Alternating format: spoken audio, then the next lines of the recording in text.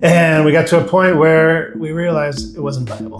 All right, so today I have my good friend, Brian Wagner, who is one of the most successful American builders, if not the most successful American builders here in Panama. He's gonna tell you his story. You ready? I'm ready. Awesome. So Brian, walk us back a little bit. You're sitting there in Washington, D.C., 2001, 2002, you do grad school, you're kind of deciding what to do. How old were you back then? 33. Okay. So you're in DC and you're thinking, I don't want to be here anymore. Where did you initially get the idea of Panama?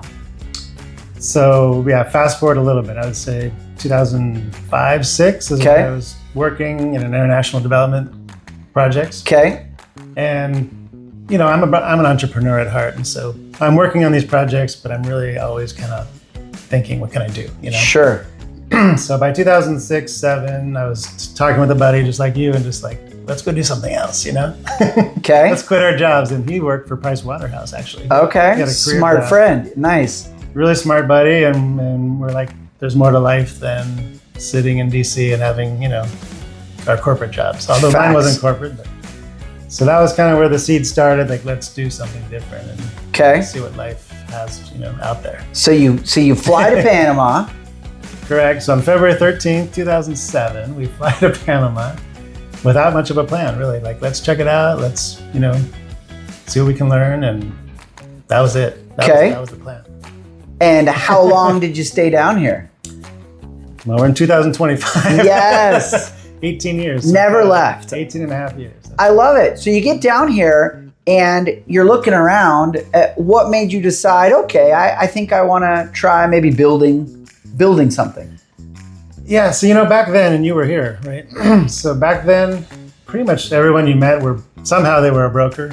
You know, like, hey, you want to look at something? You want to go look at property? And because we're gringos, you know, we attracted that. So I just said to my buddy, like, well, let's go learn about the country. You know, that they wanted to show us property around the country. And I like property. You know, my family are property developers, you know, in Seattle. So I grew up around that. And even in DC, I bought 2 houses while I was working and remodeled those. Cool. So I had that interest. And so, yeah, we kind of just started touring Panama City. And really at that point, a lot of development was outside the city. Yeah. And back up a little bit, like my interest was also in social projects and social, you know, impact. And so I was interested in social housing or affordable housing. Okay. That was kind of the hook, right? Yeah. For me, it was, well, what's happening in that sector? In affordable housing. Yeah. And so in 2007, 8, there were a lot of projects starting in Arijan, Chorrera, outside the city. Yep. And so the light bulbs were going off in my brain, like, what's happening inside the city? Sure. How is the inner city being developed? And that's what kind of started the process of maybe I could develop something. Ooh, and I remember that first project was very inner city. And even the ones that followed, I mean, you really kind of jumped in, not the typical kind of like condo high-rise nonsense, but rather you went deep into Chorrillo, right, on that first project? Right, so the first project was in Santana. Okay. I bought an old building, you know, on Calle Estudiantes, kind of a cool street. Through one of these brokers, found a property that was, what do they call it, in foreclosure. Mm-hmm. 27 very small units, like we're talking 200 meters, 300 meters. And ran the numbers, and I thought this is a great project to start. Why? Because this building was falling down, basically, and there's people living there. So why not start with something and make it into a nicer building? Sure. Make the improvements. And the original idea was for the same people that lived there to buy. Right? Okay. And we did those interviews with all the 27 people living there. Nice. To see if they were bankable, to see if they can actually buy at a very cheap price.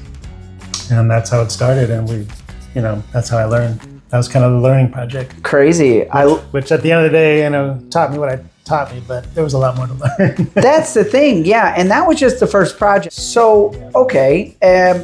So you complete that first project, and I'm sure you hit a lot of roadblocks along the way. What did you learn on that initial project to eventually help you get to Casco View, which I think is one of the most cutting edge projects in that area, but we'll get to that in a second. Yeah, thanks. So the first one was converting an old building to a condo. Okay. There's the legal conversion. There's the physical work of updating an old building. You know, what I learned, the takeaways were that Panama is tricky, right? I met a key person back then. Okay. Who is an urban planner, urban architect. Okay. He turned out to be, we're still good friends, but he who taught me a lot about the zoning and how the zoning, you know, even though it's in black and white, is not in black and white. You know, and so what can be done, basically, like, there's a lot of rules in place that aren't meant to be followed, you know, or aren't. Wow. Okay. Can't be enforced or don't make sense. Sure. You know. I mean, I remember, Brian, you've actually had laws rewritten, right? If I recall, and we're kind of instrumental in getting a lot of this new wave of urban zoning sort of passed through. Yeah, well, we're fast forwarding to Casco View a little bit, but that's sure. Fine. I wouldn't say laws are rewritten, but we updated zoning. Okay. Right, and what they call tolerancias or variances. You know, and so you have a property with zoning codes and zoning requirements. So what I didn't realize is, well, you can, if it doesn't make sense, because this was written 50 years ago in today's world of mass transportation and exactly, the way cities developed, you know, the rest of the world hasn't caught on here yet, right? Sure. So because I have that perspective of what we do in other cities in other countries, can we change the zoning? You know, can we have an exceptions? So you're a foreigner trying to tell a local zoning commission where they're wrong. How do you even approach that? Because you did it. I mean, you were successful. It took 3 years. So, for example, Casco View, the original version, you know, if you took the zoning back then, the biggest thing was parking, right? Normal buildings in the city require 1 parking space for every apartment, for example. That doesn't work in Casco Viejo, right? Santa Ana, in this area. You don't want 5 stories of parking on top of, you know, or underneath. It doesn't work. And so that was the big thing, like TOD. What does that mean? Transit-oriented development. Ah, okay. So that's been happening in the US and around the world for 25 years, where you reduce the parking or eliminate parking. You're promoting public transportation, walkability. It's a key strategy, right?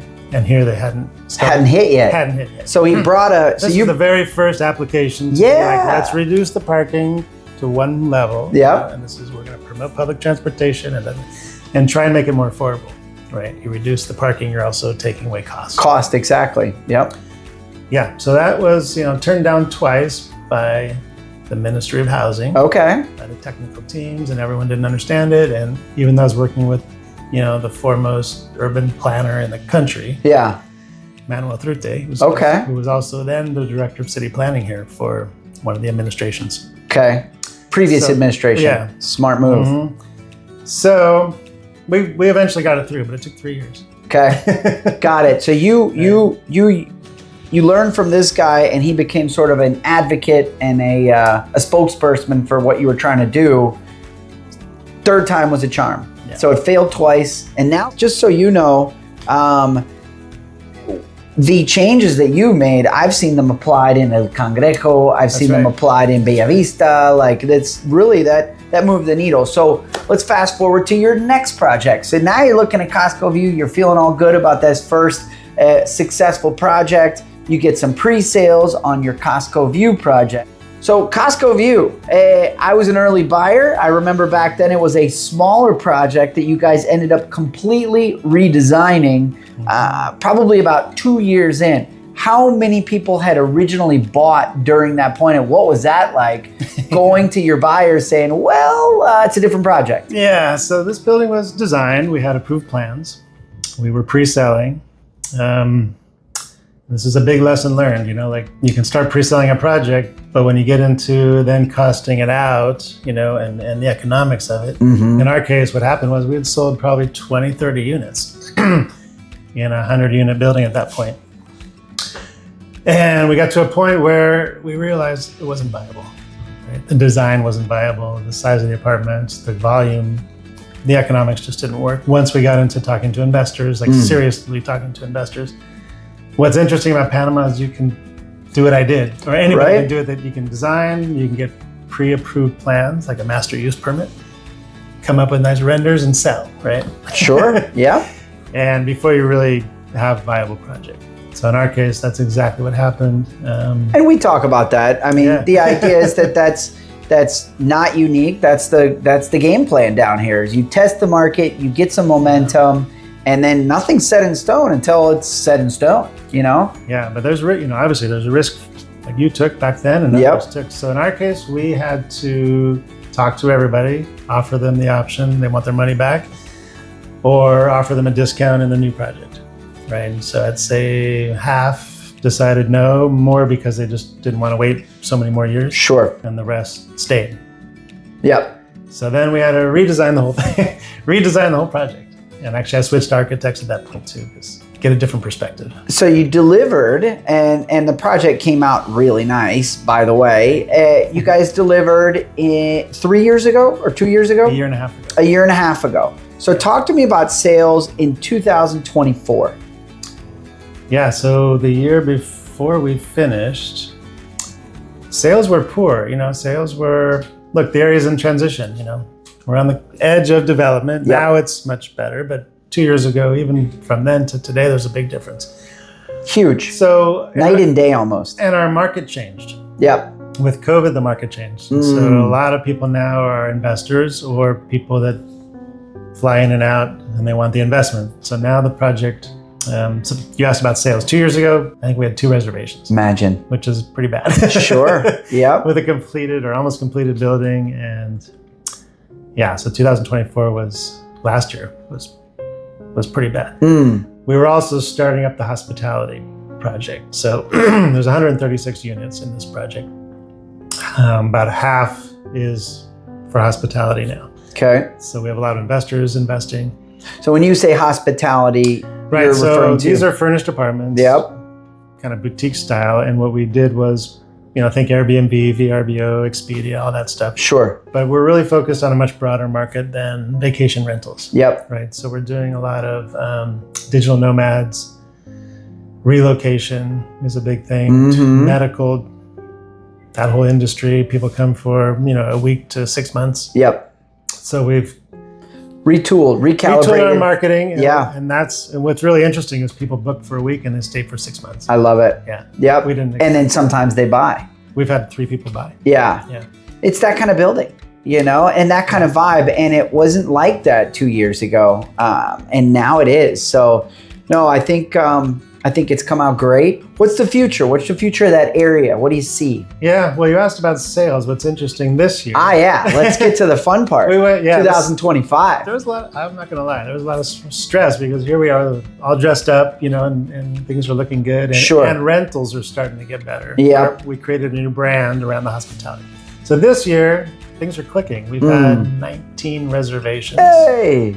What does that mean? I mean, we've only lost 2. We've closed, I think, on 12. So they're real. We've sold basically 17 units in the first 6 months of this year. So that's phenomenal. What I think has happened is a lot of them are investors. They like the hospitality. They like that we're managing it. They can see what we're doing. Yep.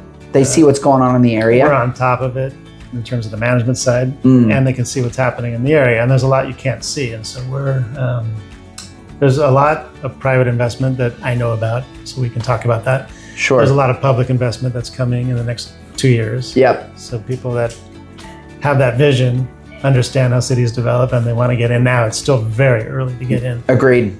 Still green fields out there. Yeah. Yeah. So sales Path are great. of progress. Yeah. And then the future is, we're going to create a wellness center in the commercial space, like a really attractive destination point.